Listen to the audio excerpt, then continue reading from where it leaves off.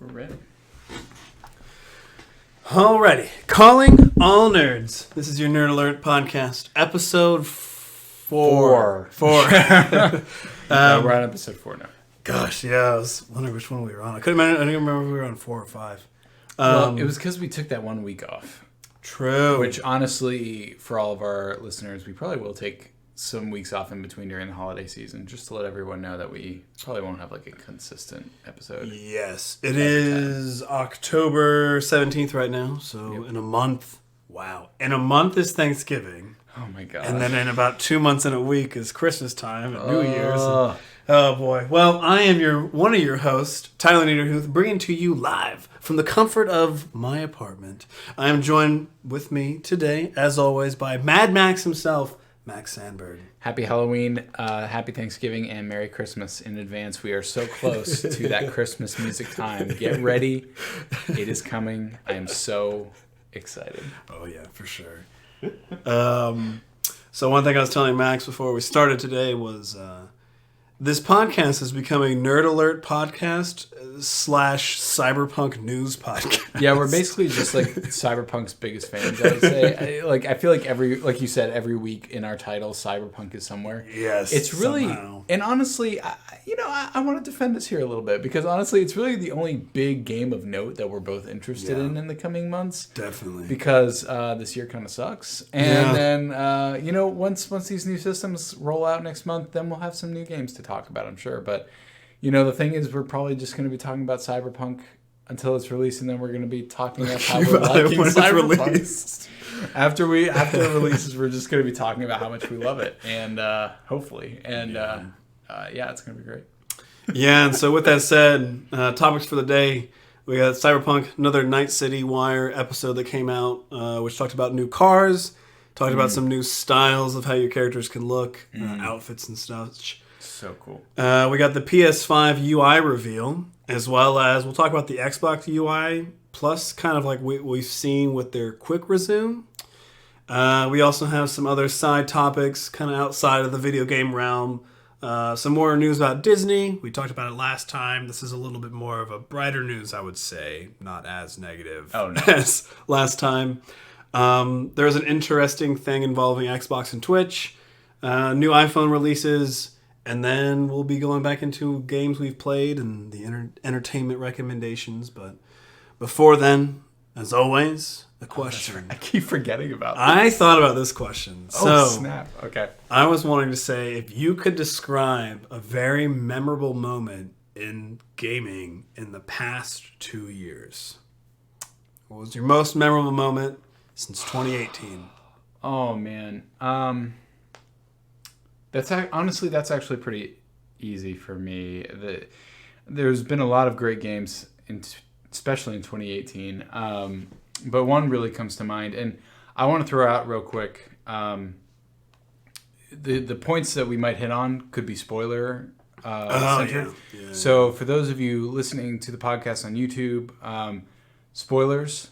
Maybe like fast forward like 2 to 3 minutes, I don't know, but if you haven't played any of the games we're about to talk about and these moments that really impacted us, just wanted to alert you of that. So don't want to spoil it for you if you've never played it. And so for me, honestly, the most memorable experience I had in the last 2 years gaming was God of War. That game just kind of came out of nowhere. I knew it was going to be great after seeing like the reviews and seeing how it played and everything like that. But I've played through every single God of War. Never loved them because the stories were never fun. I just really love Greek mythology, and I was just like, why not? Why not? Why not get a chance to just go through and tear up all the gods and have your ultimate revenge? I like revenge stories, but I never loved Kratos as a character. I just always thought he only had one default, and that was mad. Yeah, he's kind of a jerk. Oh, yeah, he was terrible. He was a terrible human being. And not really a human being, I guess. Whatever he was. Yeah, half mortal, whatever. Yeah. And so when this new God of War game was announced, I was like, oh, it's just going to be more of the same. And then it turned out to be my favorite game of 2018 when it came out. Like, this game was a masterpiece. Like I think other than The Last of Us before it, I'd never experienced a game that like made me cry, made me really care for the characters in the story. The way it was filmed, the way it was designed, there was just so much love and care put into it that it was like something unbelievable. I honestly believe it's the best PS4 game on the system. I mean, I love Last of Us 2, but God of War is still top for me. 100%. And I think probably the most memorable moment from that game that I can think of, or really like two moments. I'm gonna splurge here if that's all right. Yeah. Go for it. My first impactful moment is when Kratos swims back to his house, or he takes a canoe back to his house and opens up the floorboard in their home. Whereas before, like, there were like moments at the very beginning of the game where like Kratos never lets the boy or his son like touch whatever's in there, and you're like, okay, what's down there? Yeah. And he pulls out the Olympian chain blades, and I immediately got chills. This is the best moment of the game. It was unbelievable because the whole game, or the first half of the game, you're playing with the axe, which is weird. I feel like I was lumberjack Kratos the whole time. Really, I loved it. The weapon was great. It was. I just felt like I was like, oh, I'm like a lumberjack. I didn't feel like I was old Kratos until I grabbed those weapons. And exactly, when you grab the weapons and the music immediately changes to the old like choir from the old God of War games, and you're just like, you unwrap them and it's the chain blades, and you're like, oh my gosh, like I just, and then immediately you have to use them in battle, and they're used exactly like they were in the old games, just in a new point of view with like more like combo pressing and everything like that. And I was just, I literally leaped out of my seat. I was like, I can't believe they're giving me a whole new weapon to play with here. That was insane. And then my second favorite moment from that game is near the very end when you are going to the mountain. You're finally there, and Kratos unwinds his bandages and lets them slip away. To kind of reveal his scars that the chains used to be fused to. Yeah, because the chain blades used to be fused to his arms. And so just seeing him unwind those bandages and kind of like, I don't know, like kind of realize that he's a different person now in some ways, like a kinder person, at least to his son. He's a man of multiple levels now, whereas he was not before, and it was such a beautiful thing. I love that he finally calls the boy Atreus. I know he like starts to do that throughout the game, but it's like really at that moment in the game where like he like really focuses on what he's saying to Atreus instead of just boy. Yeah. And yeah, I love that game. I feel like that whole game is full of impactful moments, like from start to finish. It's just beautifully made. Yeah, that would probably be my favorite gaming impactful experience within the last 2 years. Yeah, God of War is definitely mine as well, as far as an impact of a game. But I guess another one that I could kind of talk about. I played. Stole yours. I'm sorry. No, you're fine. You're totally fine. I also did play Witcher 3 in the past couple of years for like the first time. Well, because Witcher 3 has been out for a few years. And I kind of tried it, but whenever I got like my PC fully built out, I like really played it like this year. But there also was another game. Man, it's a tough one. I just thought about another game. Go for it, man. Splurge. Okay. So I was gonna say Witcher for this reason, but I actually would probably take a step back and say Divinity Original Sin 2. Oof. So with Divinity Original Sin 2, it was the first game that I have ever like read everything, where I have explored everything, or at least to what I know I've explored everything. You know how in those games and RPGs, there's always like books, there's always hidden notes. Lore. It's just like random stuff literally everywhere. Divinity Original Sin 2 is the first game that I've actually seen these books and read them. Sometimes it matters, sometimes it doesn't. And in this game, I just felt like in Divinity, it's not that I don't want to say like it didn't matter in like a bad way. It's just like it mattered to you and what it wasn't game breaking, but you would discover some pretty cool things from books. Sometimes it would be how to like get somewhere secretive. Sometimes it was something just funny. Like you might read a guy's diary and he has like funny dialogue or something. And then like exploring. I think I've told you this before.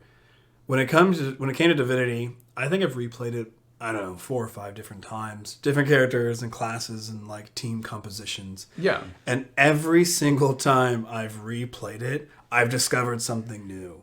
Not even joking. Like I just started another playthrough because I wanted to play an undead character recently. And the very first place, right after you get a tutorial, it's like Act 1, I discovered a whole new section of the map that I've never seen. And I think I logged like 130 hours into that game just recently. And I was like, wow, how did I seriously not... It just blows my mind that every single time I play this game, I find something new. And it's not that like in every playthrough I just brush upon and see what... I really do go in pretty good depth into what I'm doing. It's just the game does really well at... You pick your decisions, and it just puts you along this path. And like the way Divinity is you're a prisoner, and you're with other prisoners on this like island. And Act 1 is all about escaping the prison. There's like a collar on you that's restricting you from doing your source magic, and your goal is to like get the collar off, leave the island. Yeah, that's like the goal. And I think I've discovered like 3 or 4 different ways that you can do that, and I don't even know how many there really are. Like the playthrough I'm doing now, I'm trying to do it a different way. I crazy like how much like thought was put into it, and then like writers to be able to. I know like everything is voiced. Yeah. Like if it's not a character voice, there's a narrator that voices everything, minus like text that you read from a book. But if it's any type of dialogue, it's always like a narrator voice saying, like you stepped into the marsh and then afterwards you find that you're getting a little stuck, and then because it's like Dungeons and Dragons, right? Right. And so everything is like voiced.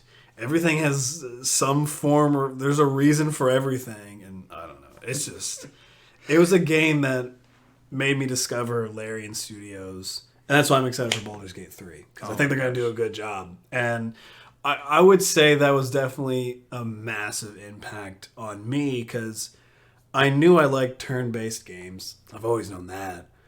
But when I played this one, I was like, wow, this is like a whole different level of turn-based. Because it's not your typical old school like Final Fantasy turn-based or like a Pokemon thing. Like, right. You got your action points and stuff, but there's all this like terrain manipulation. You can teleport people, put them in other situations. You can see it like just had a cool twist on the whole turn-based combat, and it just makes it really fun. It's just a good game. The studio's nuts. I don't know how they do it.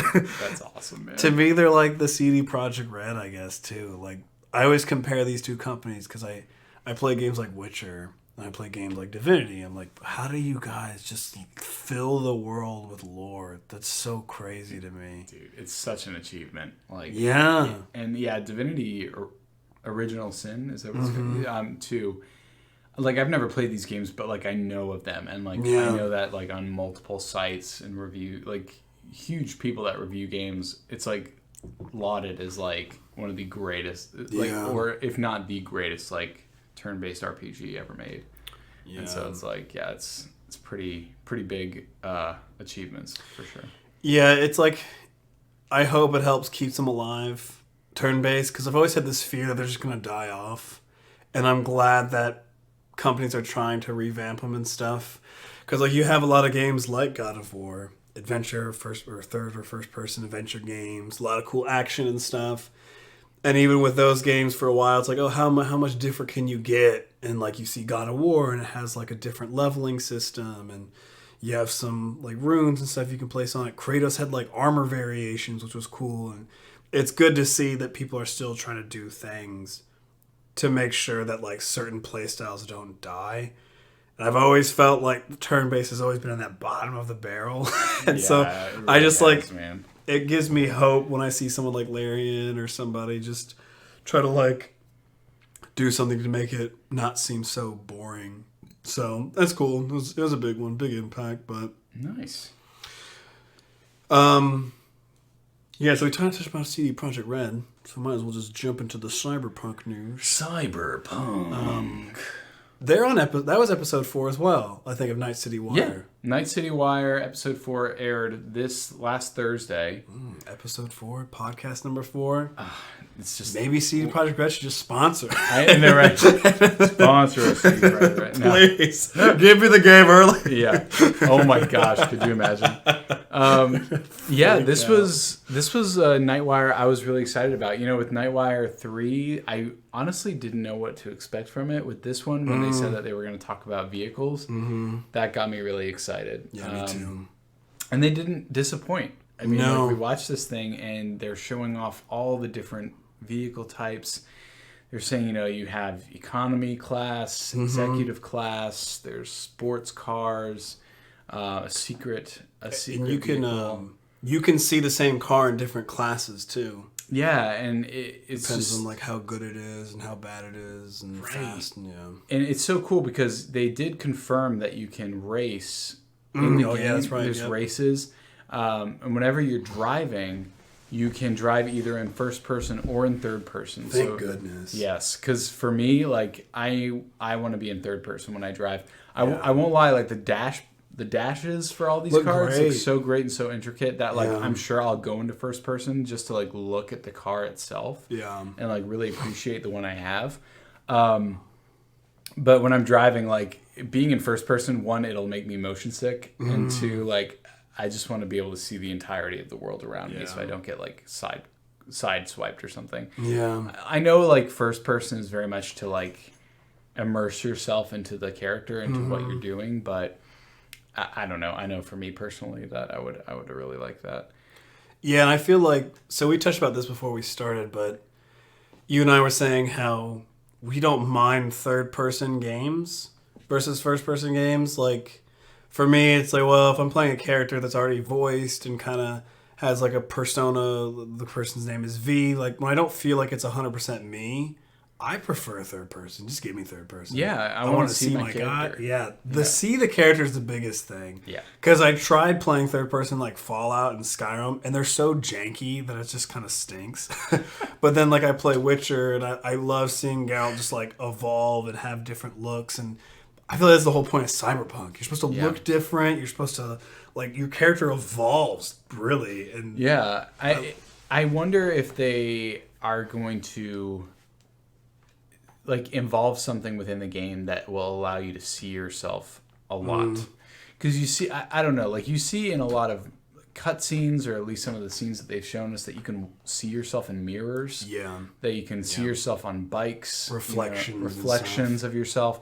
And so I'm wondering if like, are there going to be a lot of moments like that? Like maybe like any building or any like that you pass, you can like look in there and see your reflection. I don't know.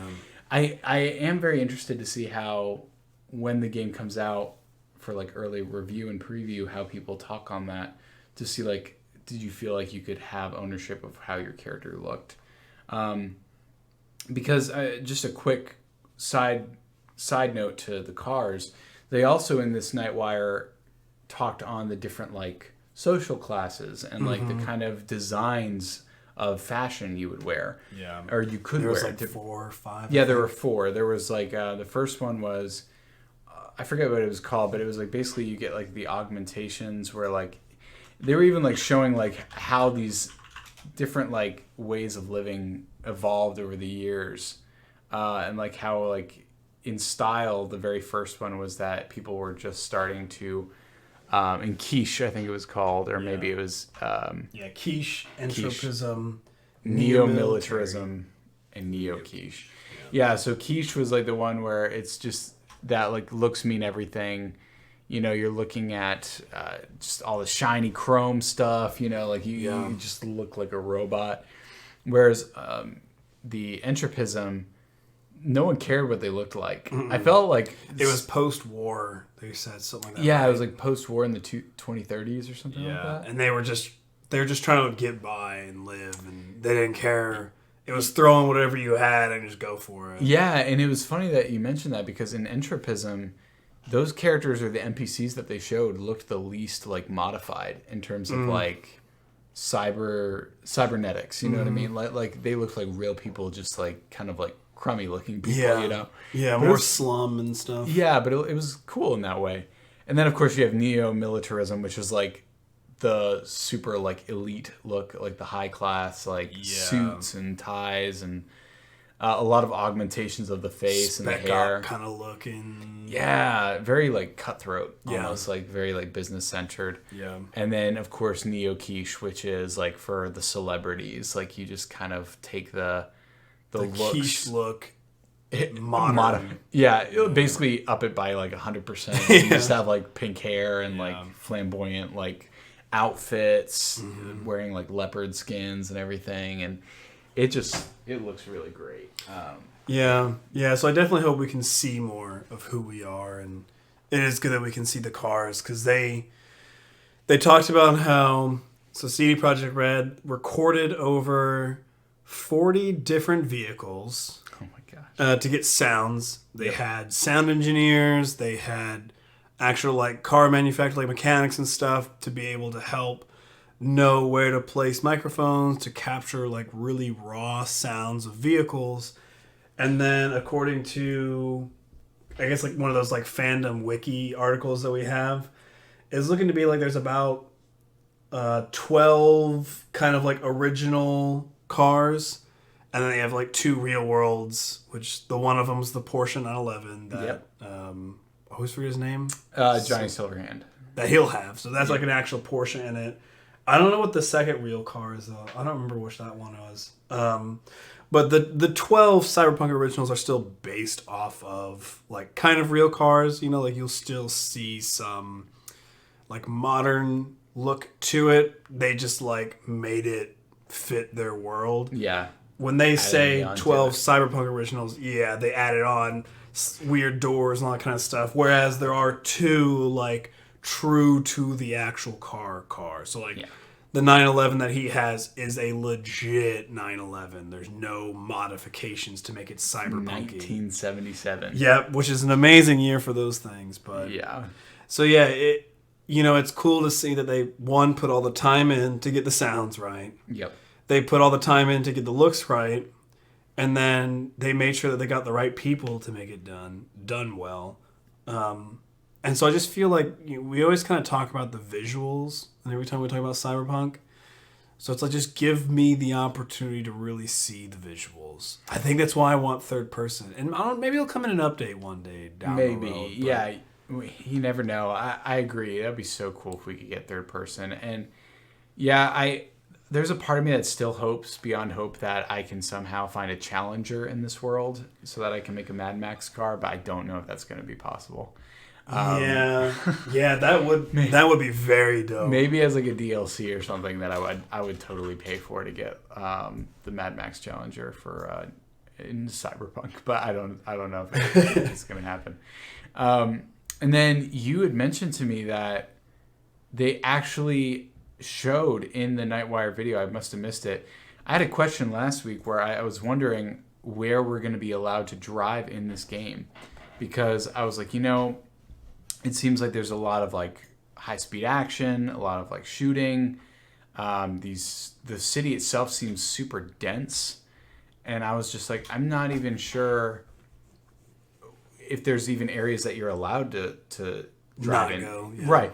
And in the video, it's showing that a car literally going upstairs, like vertically, into another area of the market or wherever you're at in the town of Night City, and you're just like running over people, like cold blood, like just like. And I was like, holy smokes! Okay, so you can go anywhere. Yeah, it looks like we're gonna be able to go anywhere, which is so freaking cool and so unbelievable to me, because it's like. Yeah, like I can't wait to see how I can travel around this game. I'm pretty sure. So the car they show off that does that is... Let me see what they say the name of it. I think I saw it somewhere. It's like a little... Oh, they call it the Thorton. It's based off of like a Dodge Omni car kind of a thing. Oh, no, never mind. Sorry. Take that back. It's based off of the 1976 Sebring Vanguard city car. It looks like a buggy, I would say, right? And so my guess is they made this car specifically so you could go to any place. So like you're saying like the economy cars are the ones that are able to kind of... Maybe. I'm more just saying like if you look at this video, it's around the 2:10 mark for anybody who wants to look on the like official Night City Wire episode 4. Right. If you see the car coming up, imagine other cars trying to get up here. I don't think they would really fit all that well. Like, you see the tight spaces and stuff. Oh, yeah, that's true. So I almost think they made this car specifically to get you into to be able to get you into the different areas. So maybe, like, interesting. You can go everywhere, but maybe not everywhere with every vehicle. Now, like, a motorcycle could get up here, and, like, the little car. Right. And so maybe that's their idea, though. Like, maybe the type of car that you have could actually get you to different places.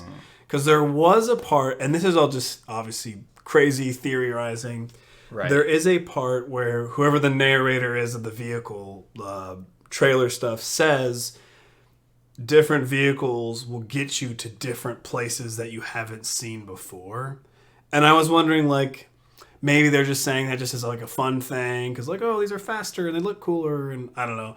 Or maybe it really is like some vehicles can access certain places others don't. Maybe there's like blocked off zones where they say like your car isn't fancy enough to get by here. Right. You know, or like you don't have the proper like car identification or whatever. Something like that. So it'd be curious to see how they play on with this. Yeah, I'll be interested too. There's a part of me that hopes like in other kind of car centered games in terms of transportation, it'd be so cool if you could like keep your own personal garage and just collect all the different cars. Yeah. I know Grand Theft Auto has that, and I love that. You can just like store all these cars. Yeah, and then you could like you have like a phone or some kind of thing like within your cyborg tech on your person that you can be like, bring this car to me, like and they do spawn. The cars do spawn because they asked about it, and they said they spawn similar to how you call roach. Okay. So it'll spawn where you don't see, but then as you turn around, it'll be there. But they said they're having some glitches because apparently it spawns on top of houses and stuff. Probably what some of the crunch is going to be towards. I hope we can collect them all because it'd be so cool to have every single vehicle in this game. I'm interested, though. I don't know if I missed it at some point down the line. I don't know if you know. Do we know if there's any kind of currency in this game? Or I would assume there has to be. Yes. So they did talk about whoever the announcer lady is. I always forget her name. I wonder if it shows on here. The girl who leads, I don't remember her name, but the girl who leads the Night City Wire was like talking to like, I guess the head guy of kind of this car stuff. Mm-hmm. And he says that like you can get a call from your body shop guy saying that he has a car and if you want to buy it. Gotcha. So they say you can buy some of these fancy cars. And so, yeah, there is some type of monetary thing. Because also, like, as a mercenary, a lot of whoever's like V's partner, the big guy that they usually show in these, he always talks about getting the reward is always like money. And that's like what they're doing. So there should be a currency, I would assume. Yeah, that makes sense then. No, that's exciting, though. I'm excited to make a lot of money. What I'm curious about is, so we also saw that you can steal cars. Yep. Similar like those Grand Theft Auto games or like the Watchdog games, you can, I don't know, press Y and then your guy opens the car, punches the dude in the face and takes throws the car. Him out of the car, yeah. I'm curious if you can take, like, let's say, let's just say Challenger because you just mentioned that. Let's say the Challenger car is in the game and you find it on the economic level where maybe the engine's really crappy, it's all bodied out and just kind of looks like crap. I wonder if you can tune it and upgrade it to get to the high class. They didn't mention that too much because they said you can see the same car in different quote-unquote classes because sometimes the car might be in really bad condition, but it might be in pristine condition. I wonder if you can go both ways. Like, can you take a fancy car but like wreck the heck out of that thing to where it becomes a bad one? Or can you take a bad one and if you invest money into it, get to the upgrade? Executive. Yeah, like if you don't have the money right away to buy an executive car, can it just take you time and less money to upgrade an economic car to that? They didn't touch upon that, so I'm curious to see if there'll be anything like that, which would be cool. That would be really cool. I have no idea. I guess we'll just have to see. Yeah, I think I could see that being a fun playthrough for like people. Mm-hmm. Like, I could totally see because I know we've talked about the places that we want to start. You were wanting to start as the Nomad. I was wanting to start in the Street Kid. The Street Kid, and I thought it'd be really cool if I played a character who started as a Street Kid one. I had a crappy car, but I never got rid of it, and I always upgraded it. And then maybe towards the end of the game, this car is super fancy, but it's still the first car that I had from the start of the game. It's just like doing missions and collecting money. I've just put so much money into it and so much time that it is like a super car at the end. I don't know. I just think it'd be a fun that would be storyline, cool. I feel like they would have mentioned that, but who knows? I mean, that would still be really cool if they did that, because I agree. That would be so awesome to like keep your main car be the car you started with at the very beginning. Well, especially with your Mad Max desire. Like, I think that'd be cool for you if you found that car and you were just like, why am I gonna get rid of this? Like, this is my car. Like, you just like soup it up. And... I hope so, man. I guess we'll have to see. Yeah. And there is motorcycles too, for those who are motorcycle fans. There's a few of them. I don't know if there's gonna be a ton, but obviously Keanu Reeves is a huge motorcycle buff. Yep. He's got some motorcycle company thing that he's got working with that CD Projekt Red obviously teamed up with.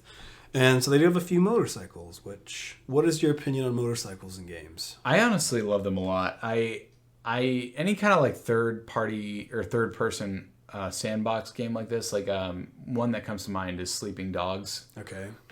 Which is basically like I know we always compare all these to Grand Theft Auto because they basically are just rip-offs of Grand Theft Auto in some ways. But it takes place in China, in Hong Kong, and I would just literally drive motorcycles around, because I love playing my character while riding a motorcycle, because you get to see him. For some reason, I just feel like the handling and the maneuverability of a motorcycle is usually easier to handle. Yeah. So I'm excited that motorcycles are in the game, and I feel like those will probably be my go-tos for any short journeys. Yeah. For anything that's like out in the wastelands, I'm definitely going to be using a car. But for sure. For like off-roading and stuff like that. But they showed some videos of some motorcycles off-road. That'd be rough. I feel like the handling would be so bad on that thing. It'd be so tough. Yeah, I mean, you never know. They may have some cool designs for the motorcycles to handle the desert and the dunes, but who knows? I guess. Yeah, it just feels more right to be in a car, I guess. But yeah, I love motorcycles too. It'll be cool that you can have some. I could see myself definitely having like a go-to car and a go-to motorcycle, and just kind of having those two. Like I'll try to do the same of like see if I can collect all the vehicles. Right. But I'll more than likely just have like my main two. But it'll be cool. You know, I would like to see if they also have some type of like house that you like live in. And I don't know if have you ever played GTA Online. Have you ever done any of that stuff? No, not really. It's never really like grabbed me. Yeah. But I'm just normally not a GTA person. For sure. They I think they had it. I was playing it online with my friends, and they have this cool feature where you can like buy a hotel and you get like a room and stuff, and you buy like a place that has kind of like Tony Stark's garage where it's like double decker and it's got like a bunch of windows, and all the cars you own are there, and you can walk around the garage, and like if you want to pick a car to jump into, you just walk up to it and like you open the car door with some button, and then you press get in, and then it loads you like outside of the garage door. But it gives you like a visual, like you see all your cars, not just like a menu list. Right. It would be kind of cool if they had something like that, or like imagine you had like a home inside of one of the massive buildings in the Night City, and you could freely walk around. Maybe not like massive, but you could see a garage, like you could see all your cars and like walk up to one and be like, get in, and then start driving. I could be totally wrong, but at least with the narrative that they've shown us in the game, it looks like we could be potentially working for Johnny Silverhand. Mm-hmm. And so I imagine like he has some kind of big garage that maybe your like home base, and like that idea could come to place in that sense, but I guess we'll see. But I love that. It was a cool feature. I would rather have that than a quick menu. Yeah, and honestly, Grand Theft Auto Online of all games, I would not have thought it had that feature. Because I definitely wasn't into that game, but when I saw that, I was like, yo, that's dope. Yeah, that's a cool little feature. Yeah, that's a great idea. And they would thrive off that, dude. Cyberpunk would do great if they had something like that. Yeah, they would. Oh my gosh. I feel like I would spend the most time of the game in the garage just looking at the cars. For sure. Especially if you could just if it was in a shop too, and you could because they've shown some photos of his Porsche inside of a garage, right? Which would be interesting. Maybe they do, maybe they don't. I don't know. But the cars look dope. I like them. I love them. Yeah, it was such a cool reveal. But speaking of reveals, I'm doing a cool little segue here. I like it. It wasn't that great, but thank you. Wanted to bring up our second topic, which is PlayStation 5's UI reveal. And also a quick touch on Xbox's UI and their quick resume. Yeah. We're just doing a quick touch on theirs just because honestly, I'm not an Xbox guy, but Tyler was telling me that the UI for the new Series X does not look that different from what they currently use. Yeah, they've already used cards and stuff. Yeah, but it is very interesting how PlayStation kind of revealed their UI this last week. And it was initially spoken on way back when, I would say even before the beginning of this year, that PlayStation had actually teamed up with Microsoft in regards to updating their current UI. Because for those of you that have PlayStations out there, PlayStation 4, PlayStation 3, what have you, the user interface is not great. So bad. It's terrible. It has been my biggest complaint. Yeah, it is so slow. It seems very outdated. Yeah. The fact that the store to buy games is on a separate app from the actual system is unbelievable. I don't understand. I'm trying to spend money and I can't because the stupid PlayStation Store won't load. And so PlayStation revealed their new UI, and honestly, it looks really good. At first, I was kind of worried because it seemed a little busy, but the more I saw of it, the more it got me excited because it kind of brought me to the same conclusion that we spoke on last week, which is this new console generation, one of the main things it really needs to shoot for is convenience, is making everything as few button presses as possible. Mm-hmm. And so with the PlayStation 5, we actually, they had a video of this, but you can find all this information on their PlayStation blog as well online, is they were kind of showing off the system, the UI for quick resume, as well as when you boot up the system for the first time. Yeah. And the quick resume menu for PlayStation is so cool because you turn on your system. It's this cool little They call it activities. That's what they call it. And basically you get these shiny lights on the background. It looks really pretty. Mm-hmm. And then you select your profile. And once you select your profile, you're immediately brought into the quick menu activity screen. Mm-hmm. And you can see your game where you previously were at when you paused it before you turned off the system in the background. So it's already on your full screen ready to go. But you start on that activity screen and you can see on this screen what percentage of the game you've completed. You can see immediately how far into the game you are. Specific sections of the game in which you are and how long it may take you to beat it. Mm-hmm. That specific section. How many trophies you've gotten on that game, and all these things are shown on these cards in the bottom part of the screen, and it's so cool to just have all that information immediately available to you. Yeah. Especially the trophy one. Yes. Because they're taking finally the new approach where it's trophy progression. Yes. So if you have let's say you're trying to find 10 map pieces as a trophy, it's no longer just collect 10 map pieces. It'll say you've collected 7 out of the 10.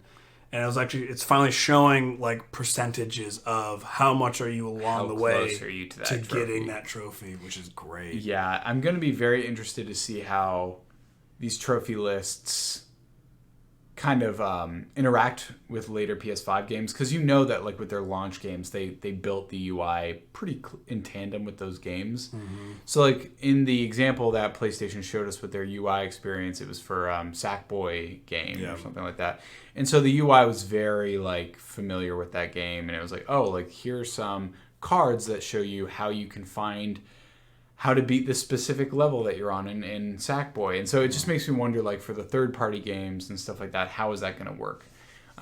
Because it seems like it's a very different setup than what Xbox has. So it's like, is that going to take additional time and energy to kind of build that out for these other games? But I thought it was really cool, you know, even when you decide to leave the activity screen and you're immediately back into the game, you can still at any point in time pull up that activity screen. It kind of like pops up from the bottom of the screen while you're playing, and you can put on videos or video guides of how to get through a section of the game. You can share your screen. You can play with friends. You can do chats, all while still playing at the same time with these overlays. And it's so cool that Sony's finally gotten down this more, it seems very PC in a lot of ways. Or very like how Xbox did it for their previous generation. And it's kind of cool to see PlayStation finally come to modern day when it comes to UI, because they were very much behind. The UX stuff was always... So like, I guess I don't know, I feel like most people know, but like, so UI stands for user interface, and then UX stands for user experience. Yep. And like both have always lacked, and at least Max and I's opinion, on PlayStation. Like experience wise, I feel like you jump through hoops. Yes. Even in the settings menu. Yeah. Dude, just to like change one little thing, and I was trying to change my profile image on PlayStation.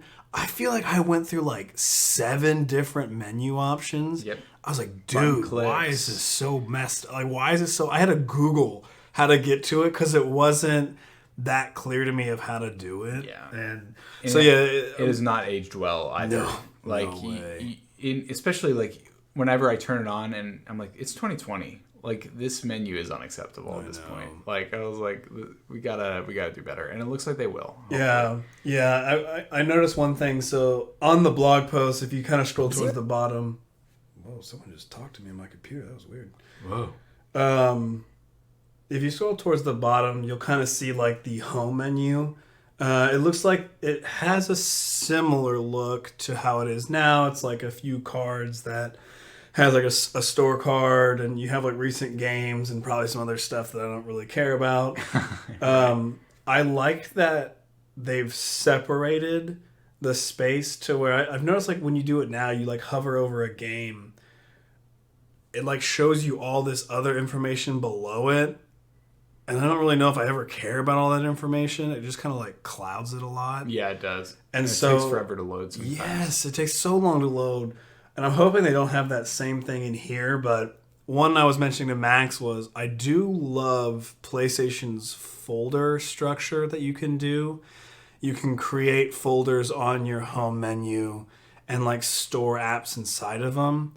So like some of these apps that I don't care about, maybe like the PS Now one, the share ones, stuff that I just like I won't use.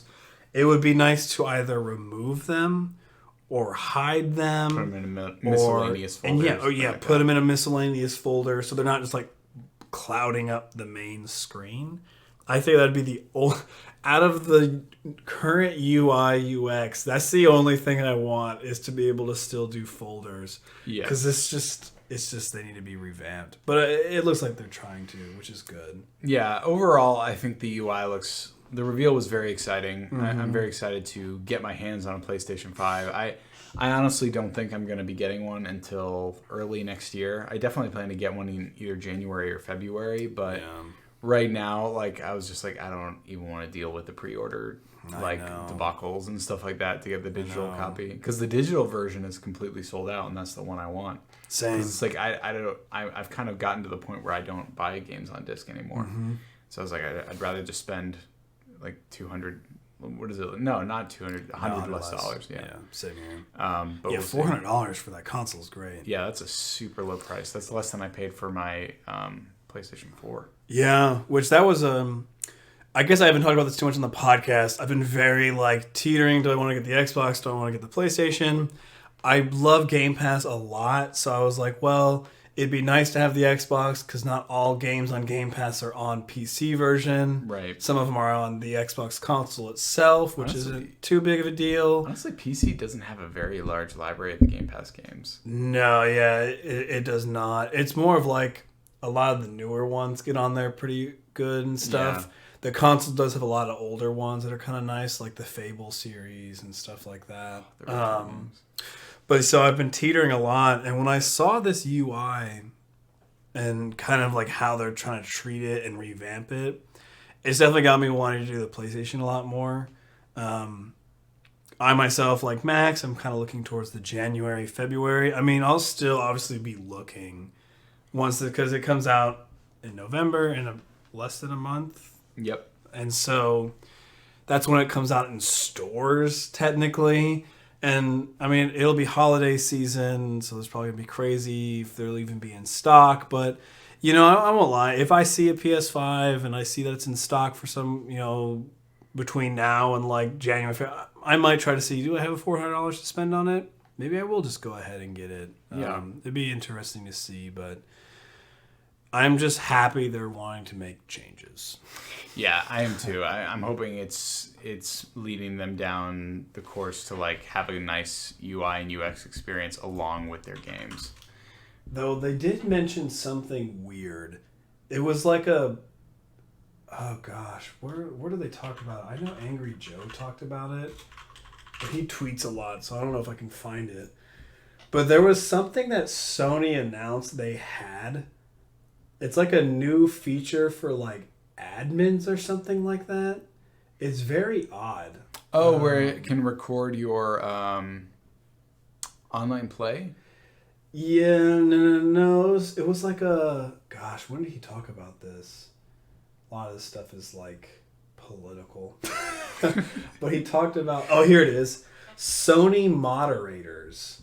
So this is an article from IGN. To record Sony says it's not actively listening into chats with the new PS5 recording feature. So let's see. PlayStation 5 users will be able to record voice chats and send them to moderators. And it's like, what's a Sony moderator? I guess it's someone who can take the voice chats and make sure nothing wrong is happening is said. Dude, that would be a boring job. It could be a boring job, but it could stop a lot of like the, you know, very like, what's the word I'm looking for? Toxic environments on like live chats and gaming. Like, you know, a lot of people play Call of Duty on these consoles, and some of the, I mean, just the vitriol between like people talking to each other can be downright disturbing sometimes. Yeah. And so maybe these moderators are there to kind of ensure that these people are not saying things that are racist or things that are like really verbally abusive to people that are playing, to make it more of like a fun environment for everyone, which I feel like a lot of people are going to be upset about, but a lot of people I think will enjoy it because it kind of stops. I'm sure like if this moderator is doing if these moderators, I should say, because you'll need more than one, for sure, are doing this thing to kind of like ensure, like, I wonder how that'll work if like they are listening in and someone says like something really terrible about another player or something racial. Like if they send them some kind of like email or something like saying like, hey, like we heard you said this. If you're not careful, like your account will get suspended or like a ban or something. Yeah, or a ban from this game or whatever. Yeah, it's a little creepy for sure. But I mean, like, at this point, you know, it is creepy to me. But at the same time, it's like, you know, all of our technology listens in on what we say anyway. At this point, we're just kind of in that environment now in today's world. Yeah. So unfortunately, unless you're like wanting to unplug and be off the grid for the rest of your life, any kind of electronic you have is going to have this type of capability. So it's not that surprising to me. It's definitely creepy, but also in a lot of ways I think it could potentially do a lot of good. Yeah, the funny thing is it looks like this was sparked because they had a PS4 update, version 8.0, and now when you like, you'll see like notifications that'll say voice chats may be recorded for moderation. Similar like when you call like IT support, it's like, we may be recording your call for quality assurance. So this is kind of funny that they're like doing that now. Which it was just like a matter of time. It's just it's an interesting concept. I guess, you know, people were worried about, are they listening into our party chats and all that kind of stuff, and you know, who knows. I mean, They probably aren't, but they might be. But I don't know, man. If you feel like you shouldn't be talking about something, I don't know if you should be talking about it. But yeah, exactly. That is another topic for another day on that whole situation. And so, yeah, the Xbox revealed some of their UI. Like Max was saying, it definitely looks very similar to what they have now. Xbox has already been in that heavy card realm. Some stuff is pretty obnoxious to navigate through. Like when you press the Xbox button on the middle, the menu is kind of aggravating on some things. So maybe they've cleaned up some of that. That'd be hopeful.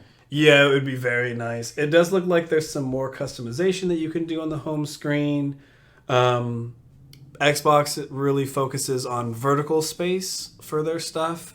So if you go like up and down, you can actually like pin certain games or like categories to like your vertical space, sort of like your phone, like how you can swipe left and right on your phone. Xbox kind of has like a similar vertical. That's cool.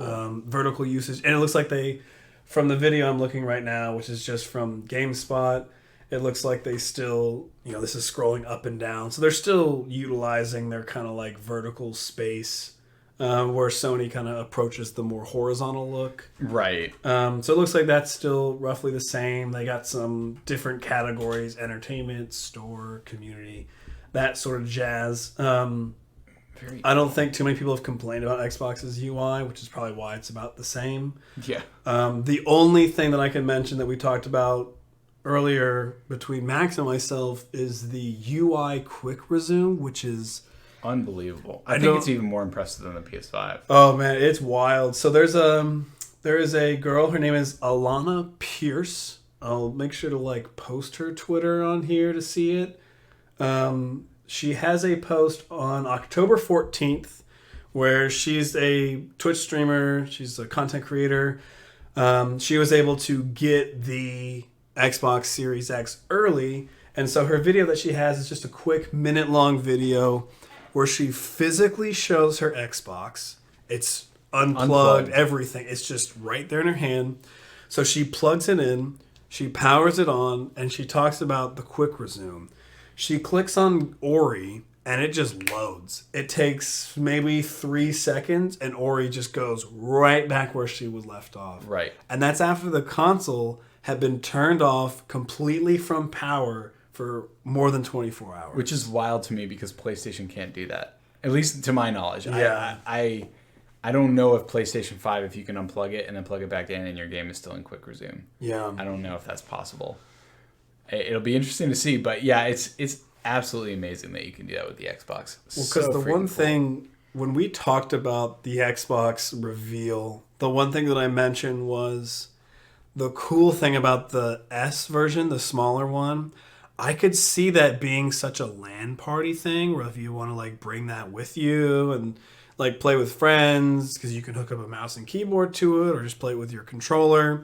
Like imagine if you and I knew that we were playing like a Call of Duty game together, and instead of just playing online, we wanted to like be in the same place as each other. Maybe we had multiple monitors to play off of. Right.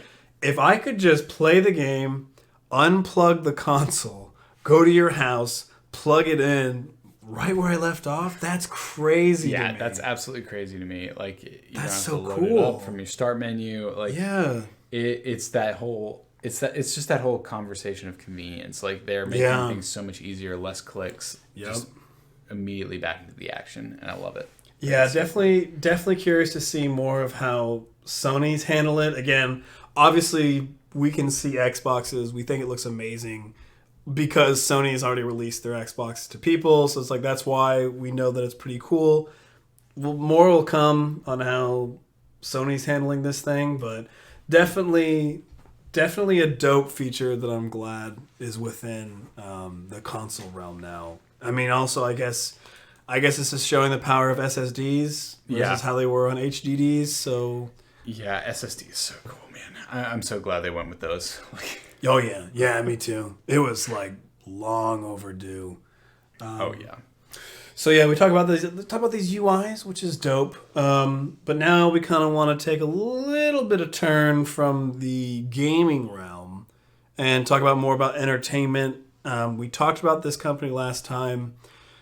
we talked about them in a very sad way, but it looks like Disney is kind of backing on the news again. And this kind of touches upon what we talked about with the film industry, too, it seems like. Yeah, kind of what we spoke on last week is when we were talking about how, we're seeing... When we were talking about what is film, what is Hollywood, what are these studios that produce this content going to do now that theaters for the foreseeable future are not going to be a productive or really a good financial way of going. And so I was saying over the next few weeks, I would not be surprised if we start seeing different avenues that these companies are taking once Regal had announced that they shut down all their theaters again. And so this news came up from Walt Disney again, and Walt Disney announces reorganization to focus on streaming, all on Disney Plus. And so I got this article from TechCrunch, written by Jonathan Schieber. I apologize if I mispronounced his name, but I just wanted to read a little bit of this article, just quote it from that. And basically what they're saying here is on Monday, the company announced a massive reorganization of its media and entertainment business that would focus on developing productions that would debut on its streaming and broadcast services. And so basically what that's saying is this is a major reorganization, which makes sense because we've already seen that they've announced that Soul, the next Pixar movie, is immediately going exclusively to Disney Plus, not coming to theaters, just immediately going to streaming on Christmas Day. And basically they're saying planned theatrical releases of would-be tentpole films like Black Widow have been rescheduled, while other films, including Mulan, Soul, are seeing their first runs on Disney+. And announcing, this is from Bob Chapek, Disney's chief executive officer, the CEO, this reorganization will accelerate our growth in the dynamic direct-to-consumer space, which is key to the future of our company. The new organizational structure with content creation distinct from distribution will enable us to be more effective and nimble in creating what consumers want most and delivering it in the way they prefer to consume it.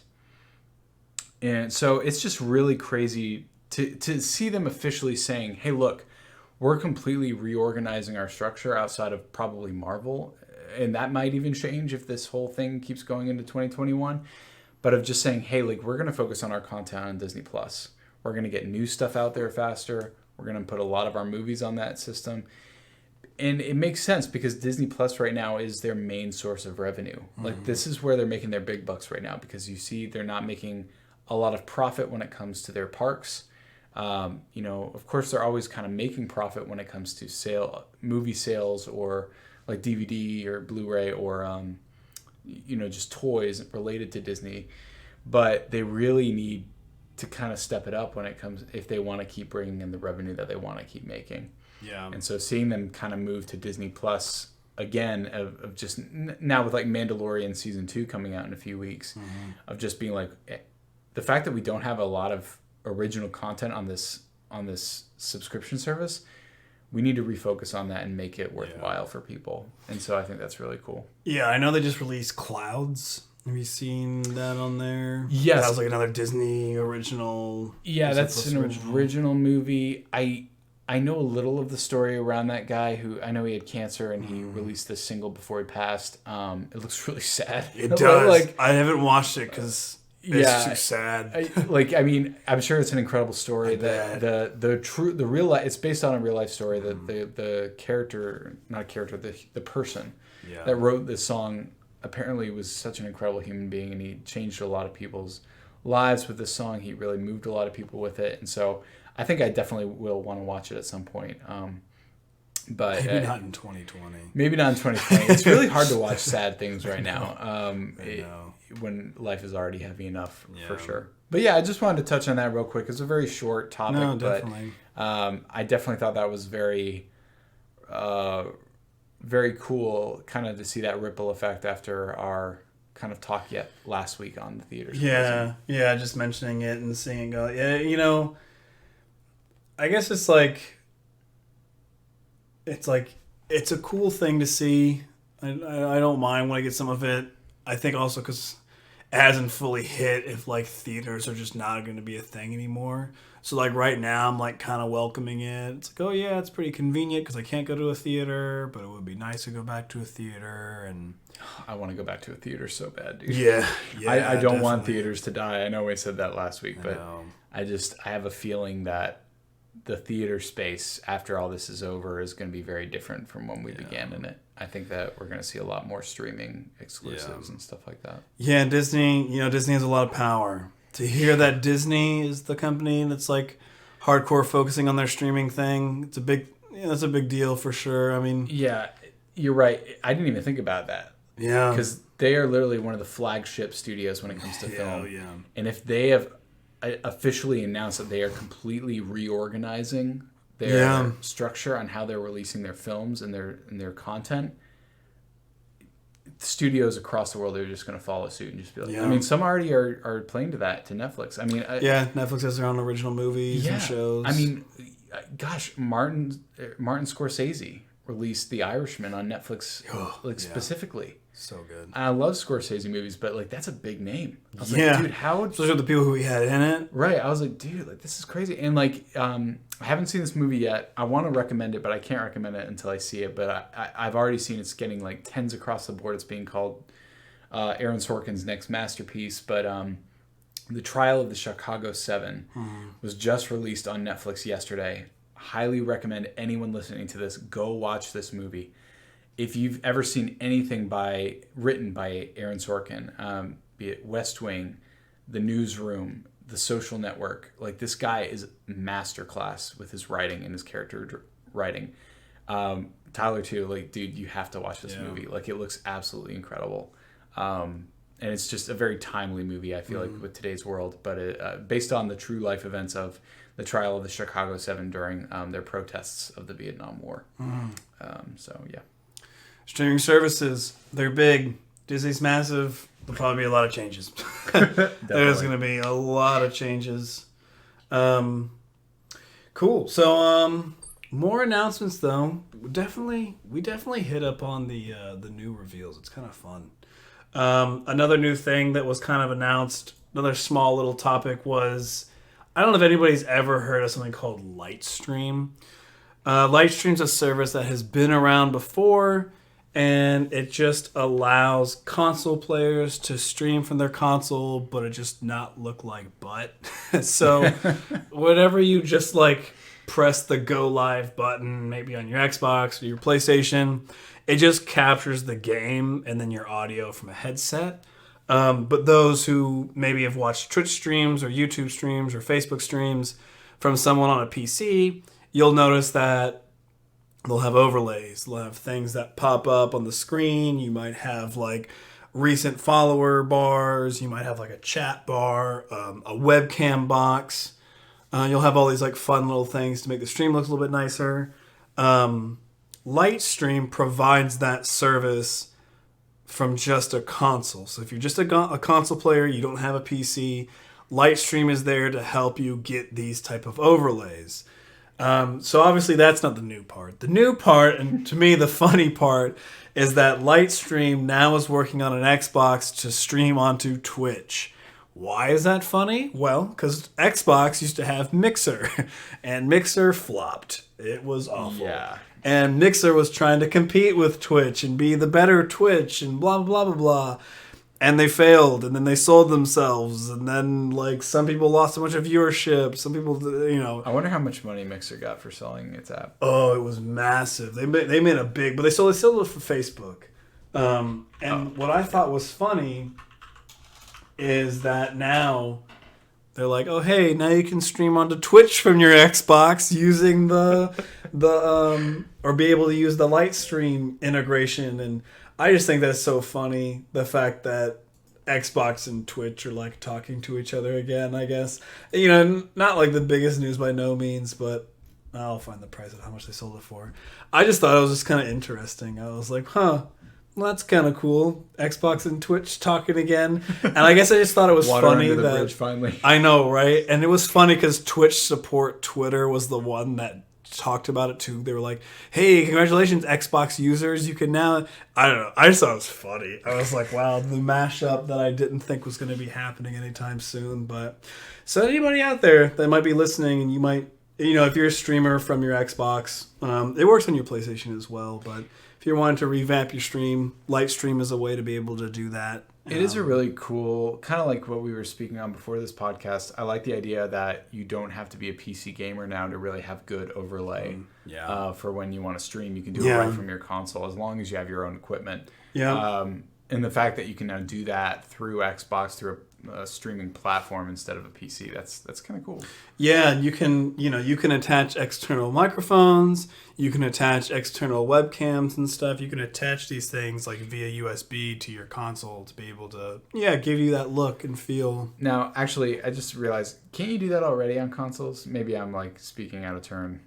Like, can't you already stream yourself playing on PlayStation 4? Yeah. No, you definitely can. It's more of just like the overlays that you get functionality to. Because I think if you just stream from a PlayStation 4 without doing anything, it's just a game. There's not much on there. Okay. And sometimes what helps bring people in is like seeing a webcam, like seeing a person play the game, having like those overlays that'll show, like, this is my most recent follower, this is my most recent donation, this might be the most person that I subbed. It just adds like a flair to the channel that people enjoy. Nice. Just to capture the eyes of people to see it and stuff. So right. So it's cool. So yeah, if you're a console streamer, there you go. Nice and fun stuff there. And then on the more expensive side of things, as always with iPhones. Oh my gosh. So yeah, new iPhones were announced, and as you can imagine, they're expensive. Ridiculously expensive, especially the iPhone, 12 Pro? Yeah, so they released 4 iPhones. Oh my god. Well, the iPhone 12 mini, the iPhone 12, the iPhone 12 Pro, the iPhone 12 Pro Max. Wow, these words are so much funny to say. And so the cheapest phone is the iPhone 12 mini, which is a 5.4-inch display, which, for any reference, if you guys remember like the iPhone like 6S, I think it's around the same size as that. I had the 6S for years. So it's around... Yeah. It's either around it or might be even slightly smaller. It's a small phone. That's crazy. And for a 64 gig model, that thing, it starts at $699. And then if you want to get the Mac Daddy, the 12 Pro Max with like the most storage comes in at $1399. Oh my god. Dude, these phones are wild. $1399 for a maxed out Pro Max phone. Yeah. Oh yeah, it is. Yeah, so you can buy 2 minis or you can get the Pro Max, whichever one you want to do. So yeah, they announced, new colors, new processors like they always do, new camera features and whatnot. And the biggest thing nowadays for phones is this whole 5G connectivity. So Apple talked about all their new 5G stuff, which 5G isn't even available everywhere. It's nice to have, I guess, for when it is available more places. I don't know. So that was that whole thing. You have a small phone, you have a larger phone. It's kind of like, what space are you wanting to be in? Right. I don't know. There's a lot I could say about the specs on this thing, but to not go into too much of it, I guess I could just kind of talk about this in an interesting way. Instead of talking about the iPhone 12s in depth about what they are, I can kind of talk about how they compare. Yeah, and like, I'm in the stage right now where I'm wanting to go Android. Mm-hmm. And I know you and Ruthie actually talked about that at one point too, about maybe wanting to go Android, what keeps you here. And like, I'm in a debate now because these phones have always been so expensive, and these like flagship styles of... Flagship just means a phone company puts their best of the best into a phone. And so the Pro Max is... Apple's flagship phone. And you see these price tags, and now these companies are like, well, let's make phones that are $500, $400, $700. And I'm usually that $700 range where I like to find the phones that are not... Spot. Yeah, they're not like El Cheapo and have like cut a lot of corners, but they're not flagship where they're like glass and all that kind of crap. And so like right now I'm comparing this new iPhone to like Samsung's phones or like Pixel devices. Yep. And it's like, what's my justification? I have an iPhone now for people, and I got the whole suite. It's obnoxious. I hate it, but I got the whole watch and the pods and the Max, and it sucks. And it's like, I want to switch over, and I compare like the Samsung phone to this like Apple phone. And it's like, phones are crazy. Phones are so crazy to me. Like the fact that there's this competition of like, are you an iPhone or are you someone else? And it's like, that's how it always is. Yeah, you're basically paying for the name. I almost feel like the pricing for Apple phones most of the time is because they can get away with that price. They're literally the top of the top in terms of most famous, used devices. So it's kind of impressive, but it's also, like you said, frustrating. And you're right. Like last year, Ruthie and I literally were thinking about potentially going down the Pixel route. Yeah. Because we were so tired of just like having to buy every few years these like $1,000 phones, and we were just like, like at some point, like. But then we started thinking about, well, we have an Apple TV, we have an Apple computer, we have this, we have that. You have an Apple Watch, and it's like they almost keep you in because you have everything else around you. So aggravating. Is connected by that Apple name. Yep. And now I feel like honestly next time we may have a better chance of leaving the iPhone world. I don't know. Yeah. But now we have a PC. We don't have an Apple computer anymore. We don't use Apple TV. We use Chromecast. Yeah. We really, other than Ruthie's watch, we honestly use a lot of Google products. Yeah. And so it's like, next time, maybe in a few years, we'll finally be at that place where, and maybe Pixel will be at that place where they can provide something, in my personal opinion, that's worth the change. Yeah. But you never know. Sometimes you kind of go with what you're used to. Yeah. What you know well. And so moving from iPhone to Android is definitely what's the right word I'm looking for? It can be a kind of a lurch, like in terms of UI and in terms of accessibility. Yeah, it's definitely a big switch, which I guess was what was kind of interesting to me when I saw the new Samsung phones. Like Samsung made a Galaxy. Also, talk about naming conventions. So listen, a Samsung Galaxy S20 Fan Edition. That is the name of the phone. I think it's so funny, Samsung's naming, because they have the Samsung Galaxy S20, S20 Plus, S20 Ultra, S20 Note, and the S20 FE. I've been doing so much research on these stupid phones. And what's interesting though is like, whenever I compare phones, it's always what do you want to get out of it? What's important to you?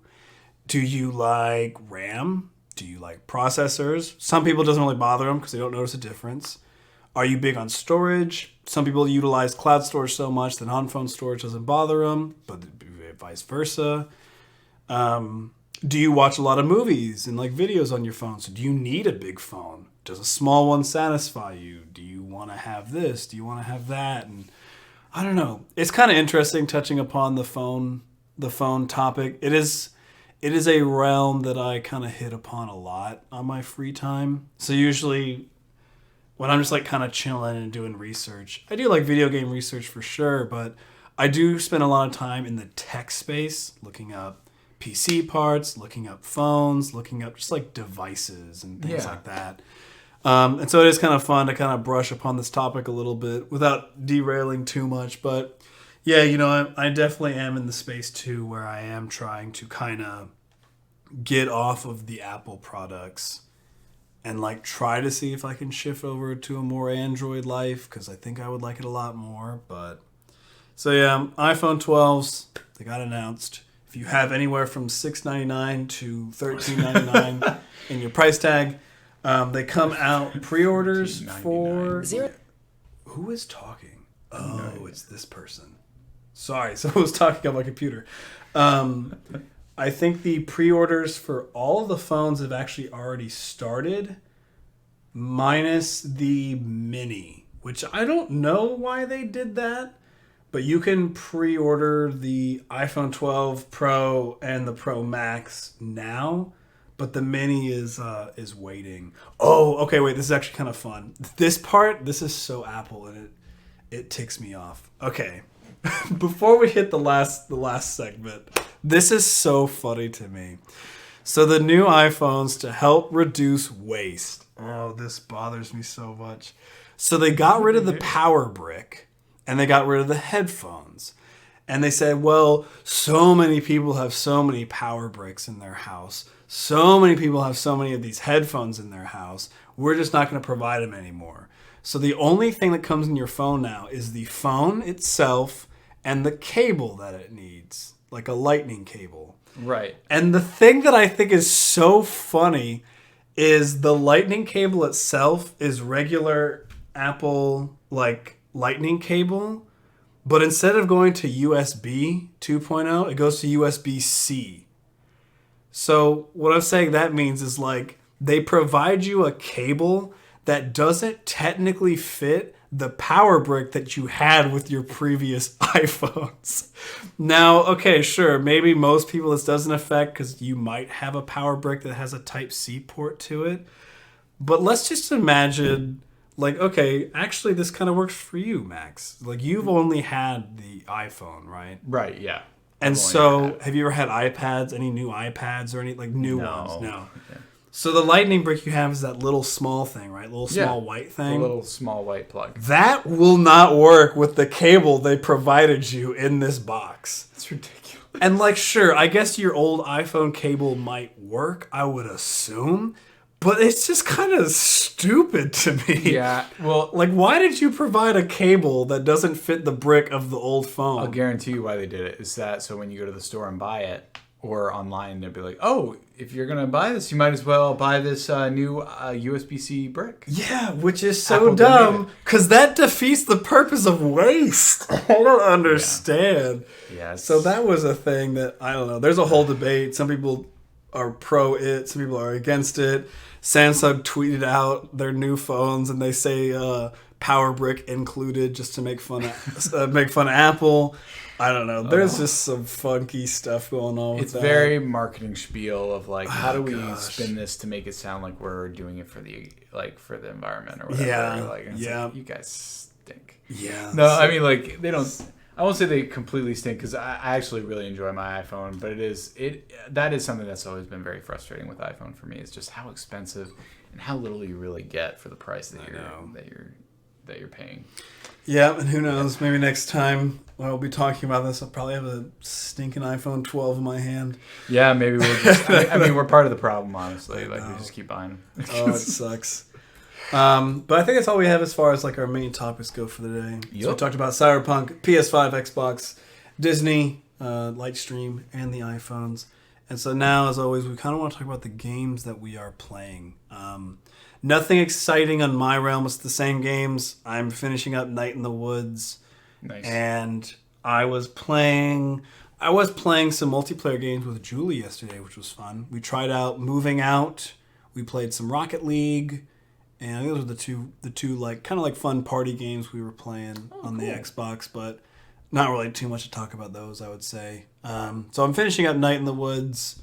You can see the streams of that one. And then I should be hopefully finishing it up in one more playthrough, I would think. I was kind of... Whenever I play games, I like to look at the walkthroughs from like a chapter perspective. I try not to look at the names if I can. I just kind of see the numbers. And I...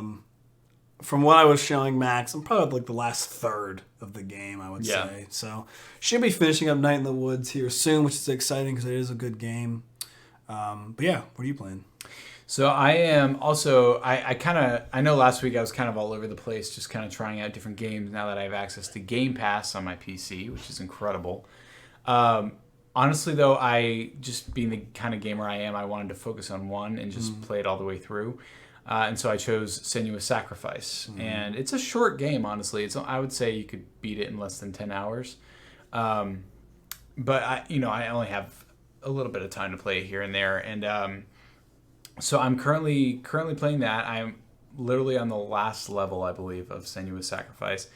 And it's really good. It's really one of those games that you have to be in the mood for because it's very atmospheric in the dark sense. It's very disturbing. It deals with psychosis and with mental disability and with depression.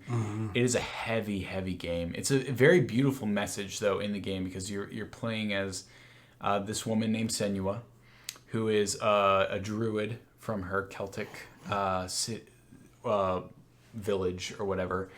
And just a brief synopsis of the game, because I don't think I gave one last week, I don't believe, because I was just kind of touching on all the different games. I don't think so. Was that Senua, her husband or her lover, Dillian, is kidnapped, or not kidnapped, killed, I should say, by Norse people. Northmen come to invade their village and bring their Norse gods with them. And so they kill Dillian in a very disturbing manner that Vikings and Northmen did back in the day, in the way of a bloody eagle, I think was the way that they did it. And so, being of Celtic religion and a belief in their own gods, Senua believes he is lost, that his soul is lost to these Norse gods that he was sacrificed to when what happened to her village happens. And so the whole quest of the game that you start on is that you travel to the Norse realm, into their 9 different realms, kind of hitting on into the same area of God of War, where you have the 9 different realms. If you've seen any of the Thor movies in Marvel, you have an idea of what this is about. Norse mythology is honestly my second favorite mythology after Greek, so I really kind of love being in this area. But she travels to Helheim, which is the land of the dead. So you have like Asgard, Midgard, Jotunheim, or Alfheim, like all these different places. And so she has to travel to Helheim to regain Dillian's soul and reclaim it for herself so that she can bring her love back to life. And to do that, you have to defeat and kill Hela, the goddess of death in the Norse mythology. And it is not happy stuff. Like it's very much you're traveling through. It in a lot of ways reminds me of the story of Dante's Inferno. You're literally traveling through ring after ring of just really hellish landscapes. You're fighting Surt, this like fire god. You're fighting an illusion god. I just recently fought Fenrir, which is like this dragon / like monster thing that like guards the gates of Hela, or guards the gates of hell. And so it's very cool to kind of see, because as you're playing through the game, Senua has these voices in her head. With her psychosis, she has many different voices in her head of people that she's known throughout her life that are now dead, that kind of travel with her in her mind. It's very hard for her to focus. And so a lot of the times she looks a little confused, or she looks like she's in a lot of pain, and that's because she's constantly having to listen to these voices, some of them trying to support you, some of them tearing you down. And this game is very much, and if you decide to play this game, I highly recommend playing it with headphones, is because it really has that full 3D effect of like you really can like hear everything that the voices are saying to you. So like if an enemy is behind you and you can't see them because the camera is rooted to your shoulder, one of the voices could just be like behind you, and like you have to quickly dodge before someone like cuts your head off or something like that. And it's really effective in that way. But it's a beautiful story in a lot of ways too, of just handling depression and realizing that that she's strong for being able to get this far on her own, defeating these gods on her own. And she thinks she's only able to do it because of the strength of her love that she constantly calls as like the light of her life, like the one light that she was able to find in her dark life. And kind of what I'm seeing is the trend is that by the end of this game hopefully she finds love for herself, because she has a lot of she's very self-destroying. This is definitely a game meant for people that have dealt with depression, and of how to overcome it and to fight through the darkness, how to fight through these evils in your head, in your mind. And as someone who has fought depression in my own life very early on, it's very beautiful to watch and play. It's hard to play because a lot of the psychosis that she's dealing with, I've definitely felt for a small period of my life. But it shows just the love and care that they put into it. And so I've really been enjoying it. And I can't wait to beat it just to see what the ending is going to be. Yeah, no, it sounds heavy, but it sounds good. Yeah. Which is cool. It's interesting to see that games can kind of take you on these emotional roller coasters, so to speak. And really get you ingrained into like a mental state, which is very interesting. Yeah. So with that being said, though, entertainment recommendations. This is our final one. Recommendations. The one that I was trying to think if I had any like entertainment recommendation for like this week, and I'm just gonna recommend what I already talked about, and it's Divinity. I just like great recommendation. I don't know. I keep thinking about the game. Maybe it's also because I just started another playthrough again. Tyler's like, I kind of want to play it now today. I know. I'm definitely thinking about it, and it's just kind of like, I just really recommend that game. If you're into turn-based, if you're into RPG, if you love like in-depth story with some humor, but also like some pretty serious stuff, like I don't know. And honestly, pick one or two. It doesn't matter. You don't need one to play two and all that kind of stuff. So I recommend the second one. I think they fixed a lot of the stuff from the first one as far as like an experience goes. And the storyline is a little more capturing in the second one than the first one does. The first one's very just kind of like let you loose and you got to like pick pieces together and figure out what the heck's going on. So I would say maybe start with the second one as my recommendation, but really take either one, whichever one you're feeling. They're both amazing games. You can find them on all platforms. I think they're even both also on the Switch, except maybe the first one isn't on Switch. I can't remember. I know the second one is, but you can find them Switch, PlayStation, Xbox, PC, on Steam or GOG. So I recommend it. They're pretty inexpensive as far as games go. They're not $60 games. I know they came out new at $44, so I would assume the first one's probably around $20 to $30 range, and I think the second one will probably be around $30 to $44 range. So yeah, I recommend that one. That's my recommendation for this week. That's good. My recommendation is this week, I'm going to recommend a book series. And not only am I going to recommend a book series, but I'm also going to now declare this a new segment that I will do every once in a while when I am recommending a book to say, this is how I'm going to convince Tyler to start reading this book series. I don't know if it'll actually happen, but I hope so. So my entertainment recommendation this week, as I said, is a book series. It is called The First Law Trilogy, written by Joe Abercrombie, who is British. And this is the newest fantasy series that I've been reading through. I'm almost done with the third book in the trilogy. And this series is absolutely incredible. Some of the best character writing I've ever seen in fantasy before. This is grimdark fantasy. So what that means is it is basically the opposite of high fantasy hero's journey kind of style. This is very much a very nihilistic view of the world of fantasy, like very just shades of gray people. There are no heroes here. There are no like truly great people or truly bad people. It's just all people kind of in the middle of it. And a lot of ways that I've noticed as I've been delving into the third book of this series is that it is basically, in my personal opinion, took love and care, like kind of like got their, like I feel like Joe kind of got his root of what he wanted to write based off of Game of Thrones, which is kind of the first fantasy series, not the first, but definitely the most well known to kind of go the deconstruction route of the hero's journey and kind of just tell stories of people and taking it to a whole nother level. I feel like, whereas this is very much more like, ooh, like I don't know if this is going to be a happy ending or like if this is going to be just characters being who they are and just kind of the story ending in a way that's satisfactory, but not in like a happy-go-lucky way.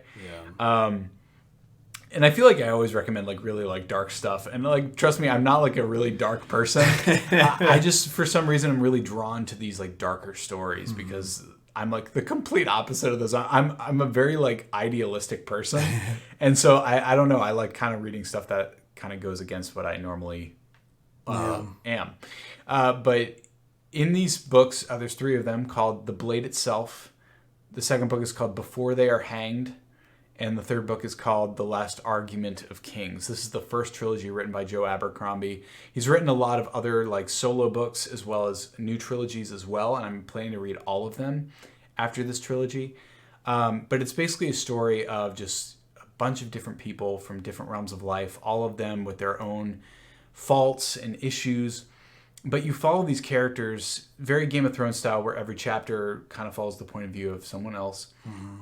And it's kind of a world where the fantasy of yore, the world before this current time that you're in this story, is over. You're kind of in this realm where things are decaying, things are falling apart. Like the class systems, the governments, the empires of this world are crumbling. The people in them are not smart people. They're not strong people. And so everyone's kind of falling to their base instincts.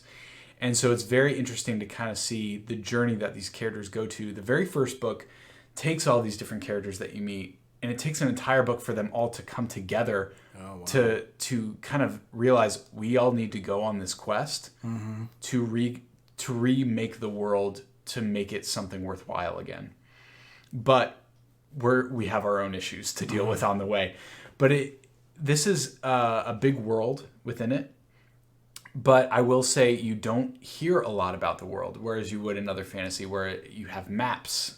Like a lot of these like fantasy books, you have like maps in the beginning pages that it shows you where cities are, where certain locations are, so you can kind of follow along and understand the lore of it. There's plenty of lore, but you really don't see that much of the world. The story of it is very much focused on the characters and watching the evolution of their characters and the changes that they go through. And it's some of honestly, the best character writing I've ever experienced in my entire life. And I cannot recommend this series highly enough. You can buy these books off Amazon, Barnes & Noble, wherever books are sold. If you like fantasy and you're willing to give Grimdark a try, know that it's not happy-go-lucky, but it is some of the best character writing you will ever experience. Highly recommend it. Sweet. And as always, we'll make sure to put links to everything that we talked about. So we'll have links to the book series, to the articles that we've talked about. We'll always make sure to have in the descriptions article links or whatever links to be able to get to the places that we've all mentioned. So that hopefully anybody out there that's listening that might be curious, that wants to join in on things, you'll definitely be able to kind of see what we're seeing, so that it's not unknown to people. But I think with that, we're concluding episode 4. Did you want to plug your stuff real quick? Oh, yes. I almost forgot the plugs. So on Twitch and... I forgot if Instagram has it or not. I know Twitch and Twitter and I think maybe Instagram are all / Mr. Teenator for me. So you can watch me there. I stream live typically on Monday, Tuesdays, and Thursdays on Twitch. And then on Twitter is where you can follow me to see when I am going live, if there's any other things going on. YouTube as well is Mr. Teenator. And then Instagram, I think it's Mr._Teenator. Links to all that stuff will be in the description, though. And as you're listening to our podcast on YouTube, if you would be so kind, please go ahead and subscribe. Punch that notification bell so you can find out when our next episodes go live to continue listening with us. As well as give us a like if you so choose, just to help us as we continue on the start of our podcast journey here. But thank you so much. Yeah, and also, we did make a Twitter for Calling All Nerds. It is calling_nerds. So be sure to go ahead and kind of follow that as well. It's where we're posting whenever we have new podcasts and stuff live. So make sure to check us out on Twitter so you can kind of keep up to date with our podcast as well. Hit those notifications like Max said. And I think with that, that is all I got left. We bid you adieu.